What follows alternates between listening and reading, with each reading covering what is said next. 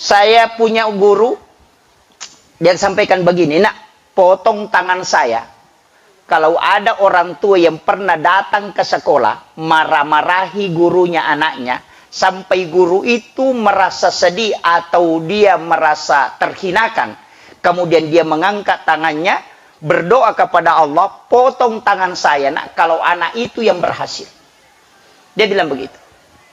Dan ingat, cari terakhir nanti dia mati dalam keadaan sul khotimah. Karena kunci kalau mau wafat dalam keadaan sul khotimah atau mati jelek, satu kuncinya, jangan hargai guru. Pasti mati dalam keadaan jelek. Cuma 3 disampaikan ulama. Yang pertama, tidak menghargai orang tua, termasuk guru. Tidak menghargai orang tua, tidak menghargai guru kita atau mertua.